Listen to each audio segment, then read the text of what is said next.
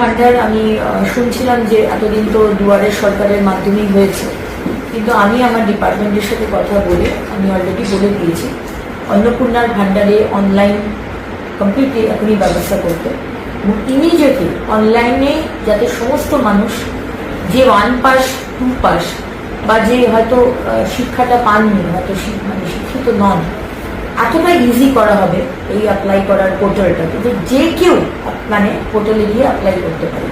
সুতরাং অনলাইনে অন্নপূর্ণার ভান্ডার আমার প্রত্যেকটি বাংলার মা বোনেরা যাতে অ্যাপ্লাই করতে পারে আমরা কিন্তু সেই ব্যবস্থা করছি ইমিডিয়েটলি।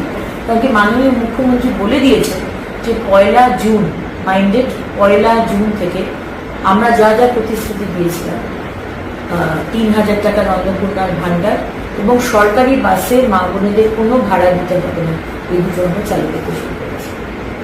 দেখুন, যারা লক্ষ্মীর ভান্ডার পাচ্ছিলেন তারা সবাই অন্নপূর্ণার ভান্ডার পাবেন। আমি আবার রিপিট করছি, যারা লক্ষ্মীর ভান্ডার পাচ্ছিলেন তারাই সবাই আবার অন্নপূর্ণার ভান্ডার পাবেন।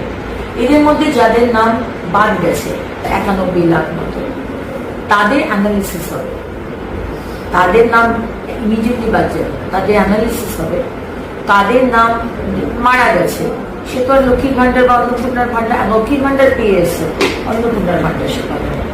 কেউ যদি বাংলাদেশের সিটিজেন নাগরিক বা বার্মা রোহিঙ্গা, সে তো আমাদের অন্নপূর্ণার ভান্ডার পাওয়ার তার যোগ্যতা নেই, সুতরাং তারা পাবেন না। কিন্তু যাদের নাম যে কোনো কারণে ডিলিট হয়েছে, তারা আমাদের নাগরিক নন, সেটা অ্যানালিসিস করার পরে জানা গেল তারা লক্ষ্মীর ভান্ডার পাবেন না। এর থেকে আলাদা করে রাখা হয়েছে যারা ট্রাইব্যুনালে আপিল করেছে, তাদের নাম কাটা গেছে এবং যারা ট্রাইব্যুনালে আপিল করেছে তারা কিন্তু এখনো লক্ষ্মীর ভান্ডার পাবেন, তাদের নাম কিন্তু কাটা যাবে না, বিকজ তারা আপিল করেছে, তারা প্রসেসে রয়েছে।